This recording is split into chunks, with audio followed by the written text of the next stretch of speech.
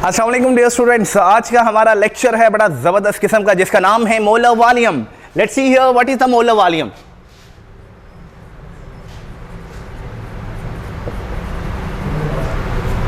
जी बच्चों, ये molar volume किसे कहते हैं? बड़े इससे पहले आपने मोलर मैस पढ़ा था। मोलर मैस कहते थे किसी भी सब्सटेंस के एक मोल का मैस। मोलर वॉल्यूम क्या होगा? किसी भी गैस के एक मोल का वॉल्यूम। ठीक है, सो मोलर वॉल्यूम को हम कहते हैं the volume occupied by 1 mole of a gas, 1 mole of an ideal gas at STP is called molar volume, is called molar volume। बटे कोई भी हमारे पास आइडियल गैस है, स्टैंडर्ड टेम्परेचर प्रेशर पर उसके एक मोल का वॉल्यूम जो है उसे हम क्या कह देंगे? Molar volume. यहां पर एक टर्म मैंने लिखी है एसटीपी। एसटीपी बोले तो स्टैंडर्ड टेम्परेचर और प्रेशर। ये किसे कहते हैं बेटे? अगर टेम्परेचर हम कितना रख लें 0 डिग्री सी, जिसको आप 273 केल्विन भी कह सकते हैं, और प्रेशर रख लें 1 atm, तो इस कंबाइन कंडीशन को हम क्या कहते हैं? एसटीपी, यहां पे स्टैंडर्ड टेम्परेचर प्रेशर। यानी ये कंडीशन रखते हुए अगर कोई आइडियल गैस है उसका 1 मोल है तो उसके वॉल्यूम को हम क्या कह देंगे? Molar volume. ठीक है बेटे, मोलर वॉल्यूम जो है इसका सिंबल भला क्या होता है? Vm। और हैरानगी वाली बात, at STP standard temperature pressure पर उसी गैस के 1 मोल का वॉल्यूम हमेशा भला कितना होगा? 22.414 क्यूबिक डेसीमीटर। 22.414 cubic decimetre. इसी को अगर मैं क्यूबिक मीटर में लिखूं तो 0.022414 क्यूबिक मीटर आएगा। इसी को अगर मैं क्यूबिक सेंटीमीटर में लिखूं तो 22414 क्यूबिक सेंटीमीटर आएगा। It is the volume of 1 mole of an ideal gas at STP. Clear? जी बच्चों, इसी का अगला पार्ट हम चेक करते हैं कि लेट करते हैं हमारे पास here we have 1 mole of H2 gas. अब हाइड्रोजन जो है इसके एक एटम होगा तो 1.008 और 2 एटम का 2.016 ग्राम ऑफ H2। अगर 1 मोल है तो मॉलिक्यूल्स एवोगाड्रोस नंबर होएंगे, है ना? क्योंकि 1 मोल है एसटीपी पर, स्टैंडर्ड टेम्परेचर प्रेशर पर, तो वॉल्यूम कितना होएगा? 22.414 क्यूबिक डेसीमीटर। नेक्स्ट हमारे पास है 1 मोल ऑफ CH4। कार्बन का मास कितना होता है? 12 और 4 हाइड्रोजनों का 4, कुल मिला के 16। और ये भला कितना आएगा? 16 ग्राम ऑफ H2 CH4। और बच्चों इसमें मॉलिक्यूल्स की तादाद चूंकि 1 मोल है तो वो एवोगाड्रोस नंबर ही होएगी, और वॉल्यूम 22.414 क्यूबिक डेसीमीटर। चलें एक और ले लेते हैं। हमारे पास 1 मोल ऑफ CO2 गैस है at STP standard temperature pressure, मतलब 0 डिग्री सी टेम्परेचर और 1 atm प्रेशर। तो एक कार्बन का 12, 2 ऑक्सीजन का 32, 32 और 12 44 ग्राम ऑफ CO2। और ये बच्चों क्या होएगा? चूंकि 1 मोल है तो इतने ही मॉलिक्यूल्स होएंगे और वॉल्यूम भी इतना ही होएगा। क्लियर? STP पर। अच्छा, यहां पर बड़ी अजीब बात है कि हमारे पास ना डिफरेंट गैसेस का 1 मोल है। ठीक है, डिफरेंट गैसेस के 1 मोल्स के मैसेज भी डिफरेंट है और उनके साइजेस भी डिफरेंट, बट उनमें नंबर ऑफ मॉलिक्यूल्स और वॉल्यूम ये सेम है। तो यहां पर एक और बात क्लियर होगी, volume of the gases actually do not depends upon the message and sizes of the gases molecules. ठीक है, कि गैस का जो वॉल्यूम है ये गैस के मास और साइज पर डिपेंड नहीं करता। क्यों? It has been observe that the average distance between 2 molecule of gas is more than the 300 time their own diameter. उनका जो अपना डायमीटर उससे 300 गुना क्या होता है? ज्यादा होता है।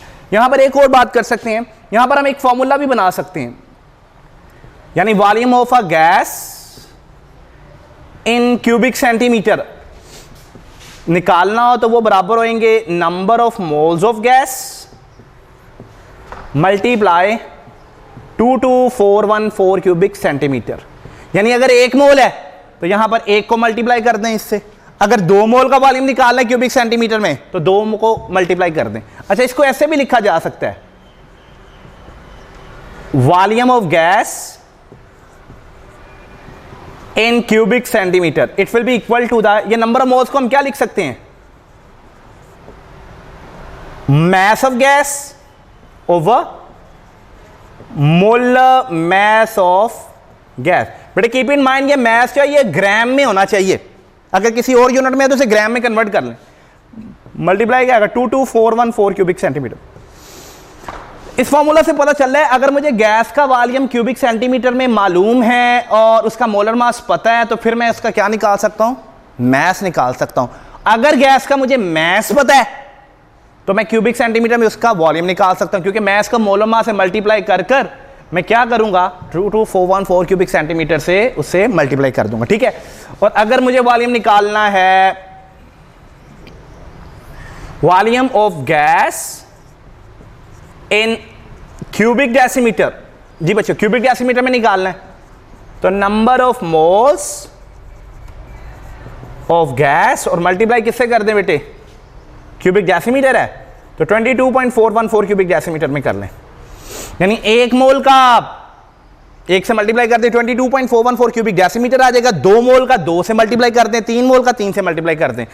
लेकिन अगर मोल की बजाय मुझे मैस पता है तो फिर बच्चों volume of gas in cubic decimetre ये बराबर भला किसके आएगा, नंबर ऑफ मोल्स को हम क्या लिख सकते हैं, mass of gas in gram over molar mass. इसकी जगह पर आ जाएगा मैस ऑफ गैस ग्राम में ओवर इसका क्या आ जाएगा मोलर मैस ऑफ गैस, और मल्टीप्लाई क्या आ जाएगा 22.414 क्यूबिक डेसीमीटर। ये कंडीशन कब है, जब क्यूबिक डेसीमीटर वाला volume we are going to find, ठीक होगी बात ये, या मैस हमें दिया हो और हमें कहा क्यूबिक डेसीमीटर में वॉल्यूम आपने निकालना हो, ठीक है बच्चों। बड़ा जबरदस्त किस्म का लेक्चर था, आपने अच्छे से एंजॉय कर लिया होगा। अब एक छोटा सा टॉपिक है हमारा which is called as the chemical equation, जिसे हम क्या कहते हैं, chemical equation. Let's see here कि ये केमिकल इक्वेशन क्या होता है। प्यारे बच्चों केमिकल इक्वेशन भला क्या होता है, किसी भी केमिकल रिएक्शन को लिखने का छोटा तरीन तरीका है। केमिकल इक्वेशन होता है to express a chemical reaction in term of symbols and chemical formula of the substance using arrow sign directed from the reactant towards the product। ये होता है बेटे टू एक्सप्रेस, जाहिर करना। टू एक्सप्रेस क्या होता है, to express the chemical reaction, to express the chemical reaction in term of symbols and chemical formula of substances using arrow sign directed from reactants towards product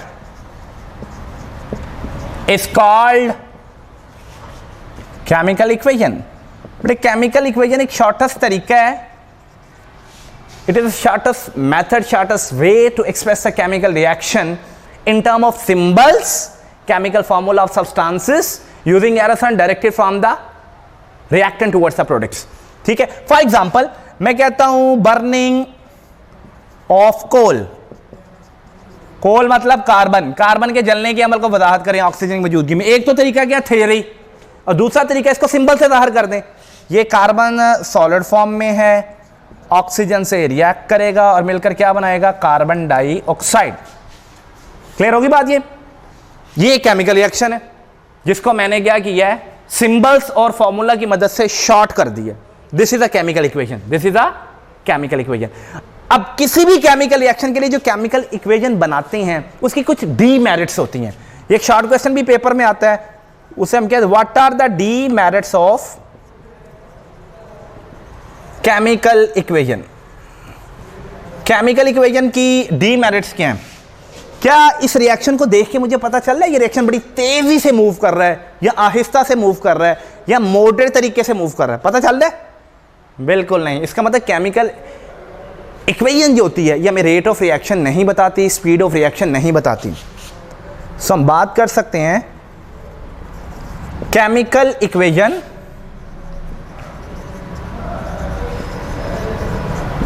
does not tell us the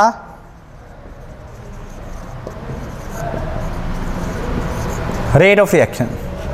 Chemical equation does not tell us the rate of reaction. ये reaction की speed नहीं बताती। अच्छा मुझे बताइएगा, क्या ये पता चल रहा है कि ये आग की मौजूदगी में हो रहा है या ये रिएक्शन पानी की मौजूदगी में हो रहा है? नहीं पता चल रहा। इसका मतलब ये रिएक्शन किस कंडीशन के तहत हो रहा है ये वो पता नहीं है। तो केमिकल इक्वेशन का ये भी एक डीमेरिट्स हो गया कि केमिकल इक्वेशन जो है, chemical equation does not tell us the condition of reaction. ये रिएक्शन की कंडीशन भी हमें नहीं बताता। ठीक होगी बात ये बच्चों। उसके बाद देखिएगा जरा एक और कंडीशन,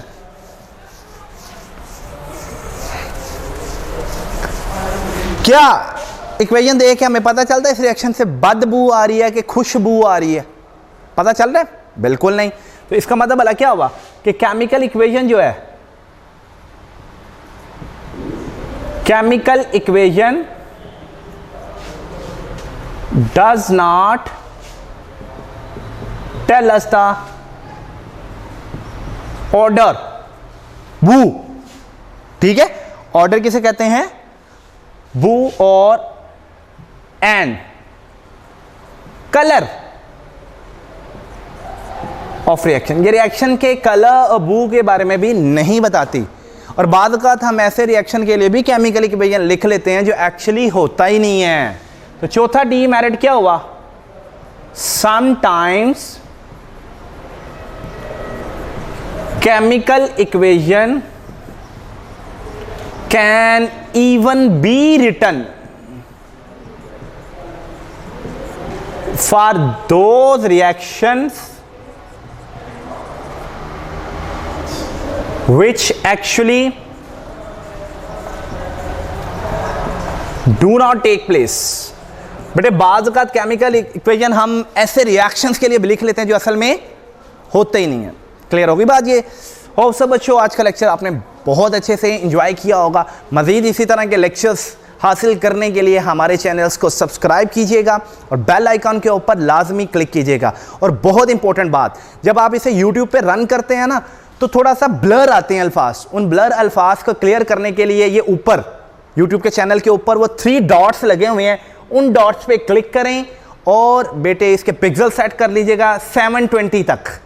कहाँ तक सेट करने हैं आपने बेटे? कम से कम 720 तक। और मुझे उम्मीद है हमारे कैमरामैन ने इसे 1080 HD तक भी सेट किया होगा। ठीक है बच्चों, 720 तक ऊपर जो 3 डॉट्स लगे हैं वहां तक सेट लाजमी कर लीजिएगा। इस तरह हमारी वीडियो ज्यादा क्लियर होगी, अल्फाज ब्लर नहीं आएंगे। ठीक है बच्चों, बहुत शुक्रिया, थैंक यू।